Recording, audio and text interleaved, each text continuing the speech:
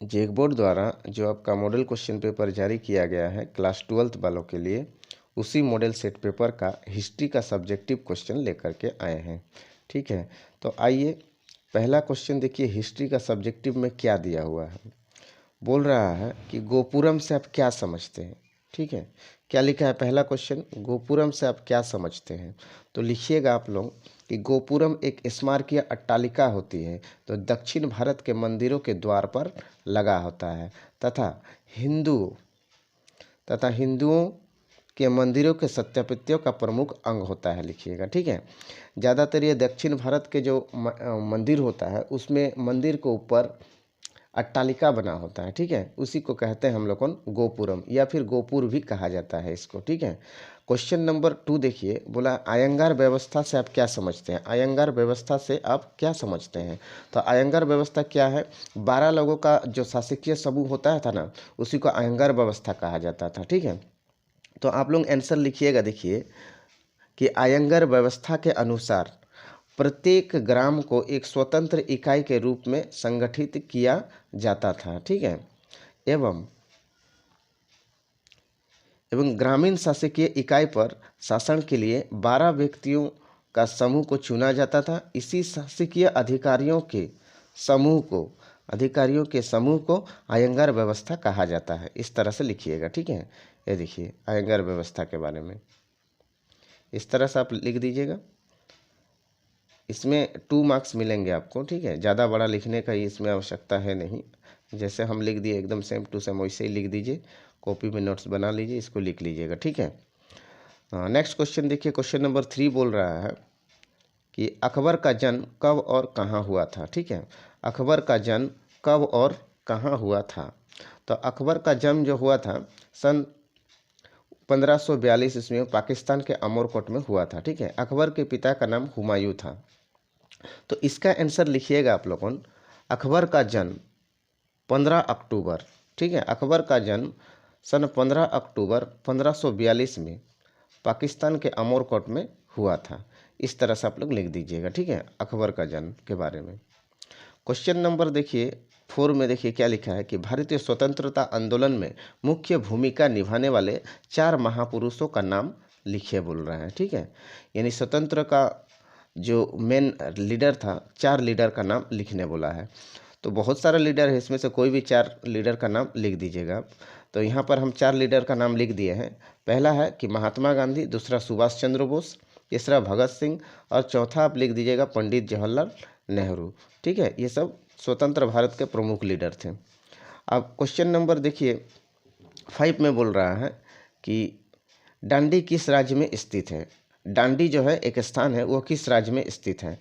तो डांडी नामक स्थान गुजरात राज्य में स्थित है। ठीक है, महात्मा गांधी द्वारा 1930 को डांडी यात्रा नमक कर को हटाने के लिए, ठीक है, नमक कर को हटाने के लिए किया गया था। ठीक है, डांडी कहाँ पर है, गुजरात राज्य में स्थित है। ठीक है, और जब अंग्रेजों द्वारा जो नमक कर लिया जाता था तो उस समय डांडी यात्रा चलाया गया था नमक कर को हटाने के लिए। साबरमती आश्रम से जो है 78 जन का पैदल यात्रा करके साबरमती आश्रम से डांडी नामक स्थल तक पहुँचा, मतलब रैली चलाया गया था। ठीक है, तो इस तरह से आप आंसर इसका लिख दीजिएगा। क्वेश्चन नंबर 6 में देखिए कि लोथल किस राज्य में स्थित है। लोथल किस राज्य में स्थित है। देखिए लोथल जो है ना, हड़प्पा सभ्यता का एक प्रमुख स्थल है जो गुजरात राज्य में स्थित है। इस तरह से लिखिएगा। ठीक है, ये हड़प्पा सभ्यता से रिलेटिव है।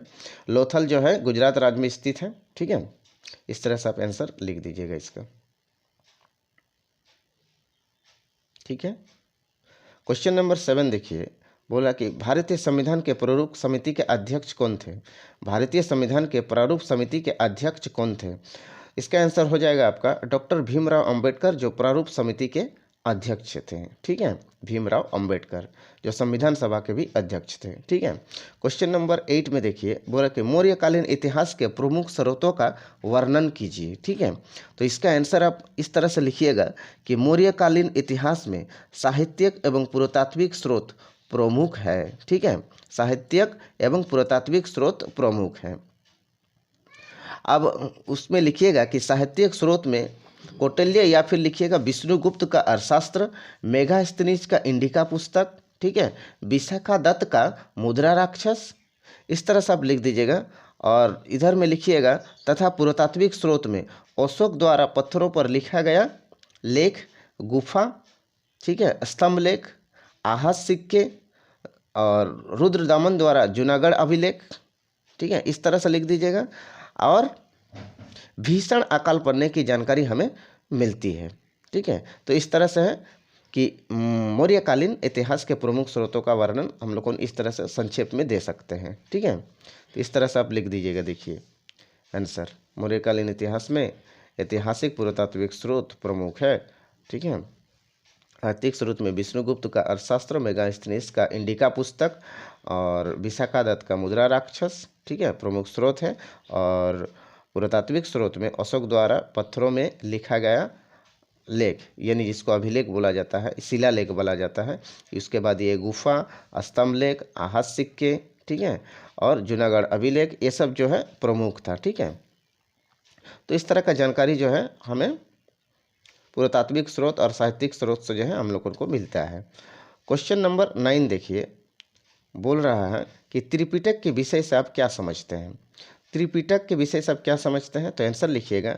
यह बौद्ध धर्म का प्रमुख पुस्तक है जिसे सभी बौद्ध धर्म के लोग मानते हैं, जिसमें भगवान बुद्ध के उपदेश लिखा गया है तथा यह पाली भाषा में रचित है। इस तरह से आप लिख दीजिएगा। देखिए, ठीक है, ये देखिए आप नोट्स बना लीजिएगा। इस तरह से आप जो है आप कॉपी में लिख लीजिए, ठीक है, तो आपके लिए अच्छा रहेगा।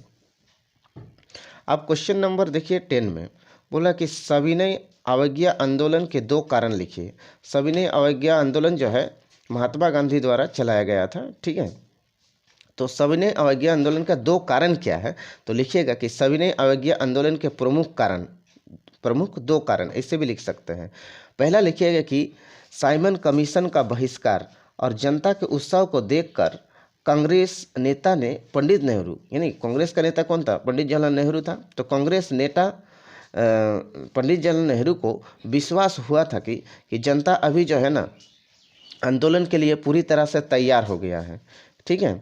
दूसरा लिखिएगा कि असहयोग आंदोलन को एकदम से रोक दिए जाने के कारण जनता में तेजी से निराशा फैल जाना प्रमुख कारण था, ठीक है। ये सब जो है प्रमुख कारण था अवज्ञा आंदोलन का, या सविनय अवज्ञा आंदोलन का प्रमुख कारण था, ठीक है। इस तरह से आप लिख दीजिएगा इसका।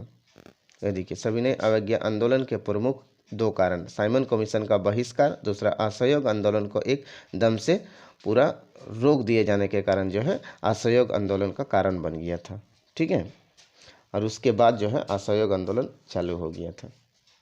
तो इस तरह से आप बहुत अच्छा से आप इसको नोट्स बना लीजिएगा, ठीक है। ये देखिए, इसको एकदम अच्छी तरीका से आप लोग कॉपी में नोट्स बना लीजिए और इसको याद करते चलिए, ठीक है। नेक्स्ट क्वेश्चन जो है हम आपको फिर नेक्स्ट वीडियो में हम दे देंगे आपको। अगर चैनल को सब्सक्राइब नहीं किए हैं तो सब्सक्राइब जरूर कर दीजिएगा, ठीक है। Thank you.